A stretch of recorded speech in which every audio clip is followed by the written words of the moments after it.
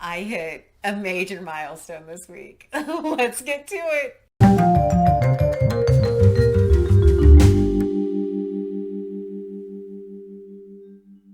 Hi everyone, I'm Sandy and welcome back to my channel. Today I have 1001 book countdown for you. And as I said, I'm very excited because I hit a very big milestone this week and I can't wait to talk about it and share it with everyone. I even delayed this video a little bit so I could finish a book in order to meet that milestone. Yeah, it has been, I'm so excited. But first and foremost, thank you for being here. If you are not familiar with the 1001 Book Countdown, I will leave a card up here for you where you can go and check out the original video and learn all about the details about what I'm doing and why I'm doing it. But basically, I'm reading books off of the 1001 Books You Must Read Before You Die list and just slowly working my way through it. This has been a passion project of mine for a number of years. I'm actually reading all books from all versions, which is 1,315 books, but started my channel with 1001. So I've been working my way, slowly working my way through that 1,300 book list, but decided to document it here on YouTube when I hit 1001. So hopefully you consider giving me a subscribe and seeing how far I get on this massive project.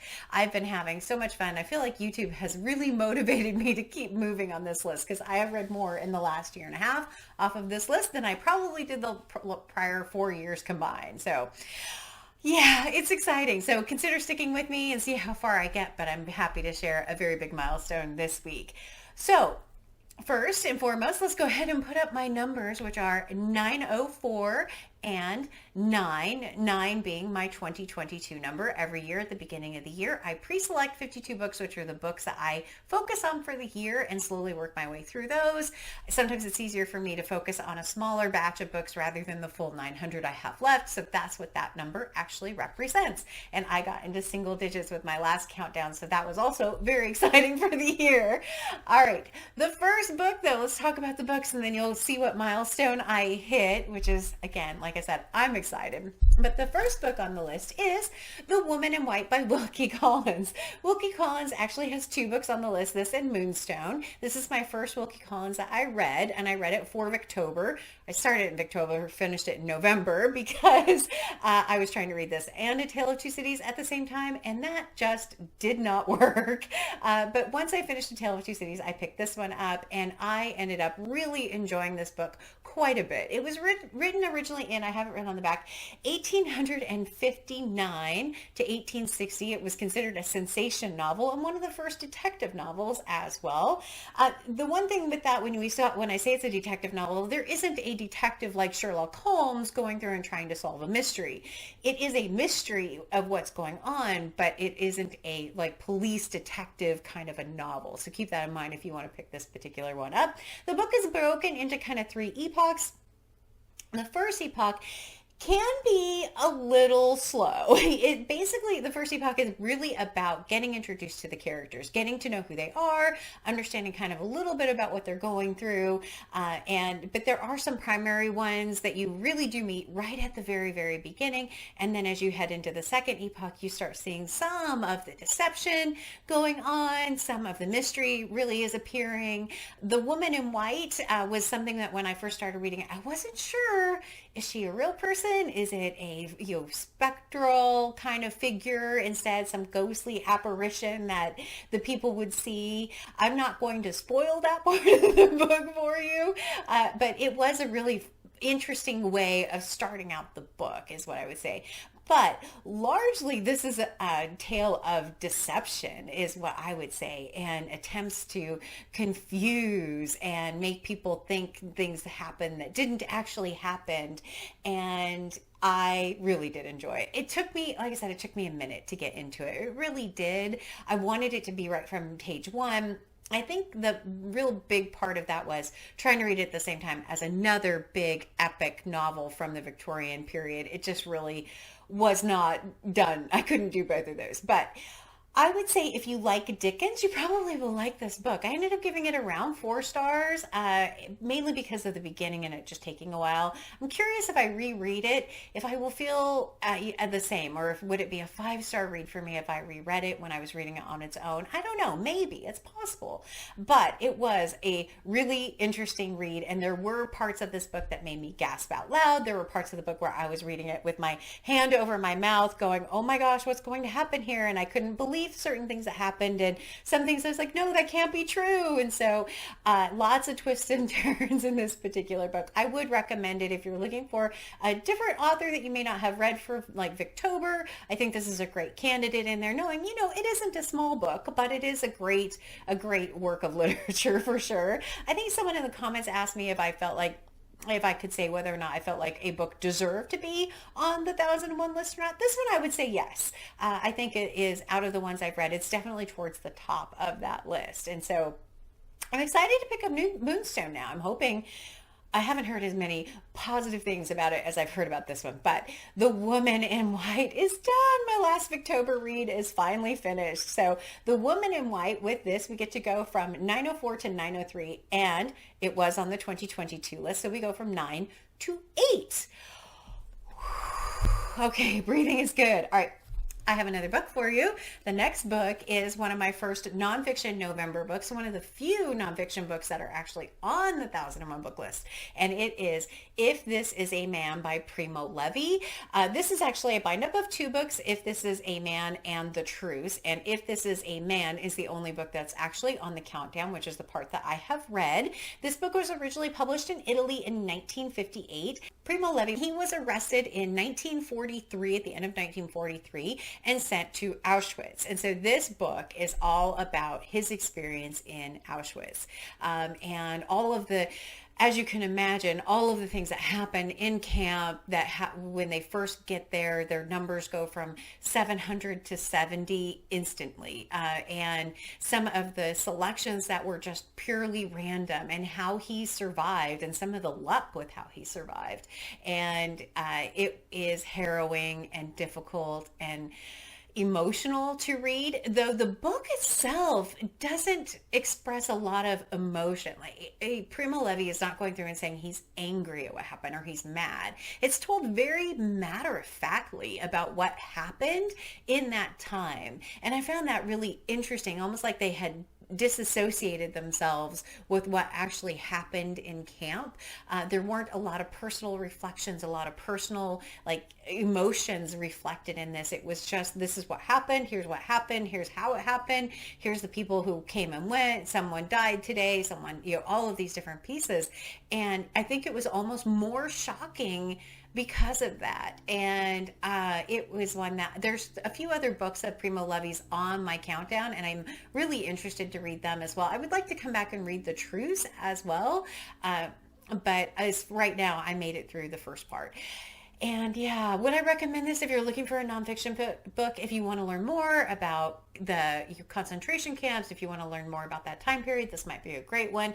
But no, it is difficult, as you would expect from this particular topic. But it was a 5-star read for sure for me. I thought it was incredibly well done, very moving, very harrowing. I can't imagine going through what anyone in these camps went through. So yeah, highly recommend though. It was an excellent read. And with this book, I do get to go from 903 to 902, and it was on my 2022 list. So we go from 8 down to 7 with this book. All right, everyone. And now my next book is my 1001 book club pick for November. It's also a nonfiction book, and it is H is for Hawk by Helen MacDonald. This book was originally published in 2014 and is kind of a memoir, but also really documents her time training hawks after the death of her father, and specifically one hawk, which is called a goshawk, G-O-S hawk. I've never heard of that kind of hawk before. First of all, I love this cover. I feel like that hawk is just looking at me, just staring back at me. And I loved the sections of this book where she was really talking about the hawk and how she was training the hawk and how the hawk and her were building this relationship, and just how, even though it was unnatural for the hawk, just how much she felt like she had bonded with this animal. And I felt like that was amazing. The sections that were on grief were particularly poignant and difficult, and especially for me, unfortunately, I lost my uncle last week. He passed away after being in the ICU for about a month, and it was incredibly tough at times to read this, and it's something that I think it was a timely read for me, but also incredibly tough given those circumstances. And so it's part of why I haven't been around much the last couple of weeks. But this particular book, I did really enjoy quite a bit. It wasn't quite the 5-star read I wanted it to be. And part of that, let me get the other thing I wanted to show. Part of that is because a large portion of this book is spent talking about this author, T.H. White, the author of The Once and Future King, which I have read. I read it earlier this year I think I read this with Tiffany at Beautiful Minutia, if I remember right.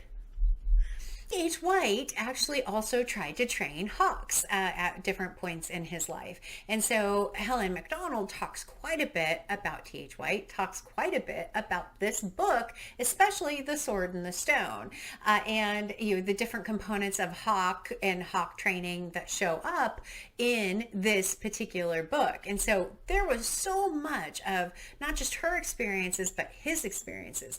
And that's what I found really kind of not off-putting, but just not what I expected. I thought it was going to be about her and about her life and about her losing her father and going through all of those emotions.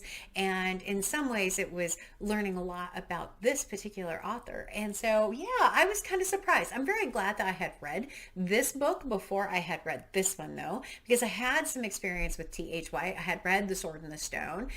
So yeah, I thought it was really interesting. I would say, yeah, I mean, I think this is a worthwhile read. I can't wait to hear what the other people in the book club thought of it when they get to it. But if you haven't read this one, I'm kind of wondering which way would be a better way of reading it, when you've read some of this or read it and then read this. I'm not sure. I haven't really decided the answer to that particular question. But that was kind of why it didn't end up in that 5-star read for me, because I was expecting it to be more about her life and her grief and the intermixing of T.H. White. I wasn't as interested in him. I wanted to learn more about her. And so that's the one call out I would have for this. I think it was a great pick for Nonfiction November. I think it is very well written, absolutely very well written. And there's some amazing lines in this that are incredibly quotable and really, really funny. Like the instance when she meets the hawk for the first time, and the terms that she uses, or the lines that she uses to describe that, I was laughing because it was hilarious. I posted it actually on Discord too. So, but this book was a really great read. I'm happy it was the book club pick. I can't wait to hear what everyone else thinks of it. But H is for Hawk by Helen MacDonald. And with this book, we go from 902 to 901, and we go from, 7 to 6. 901. This is officially the 100th book off of the 1001 book countdown. I have read 100 books off of the list since starting my channel. That is a huge milestone, massive milestone. I'm so incredibly excited, so thankful to everyone who has made it through the 100 books with me. If you've stuck around, there is a playlist out there if you want to go and listen to or watch all of those. That's a lot. I will be having some 100 book themed videos coming up in the next week or so for you, but 100 books! I can't believe I made it to 100 books since starting my channel. I am thrilled, and it is, like I said, having this channel is doing everything that I wanted it to for my progress on that list, because I don't think I would have made it that far without having my channel. So thank you to everyone who has liked, commented, and subscribed on my videos. I really do appreciate it a huge amount, and I can't wait for the next 901.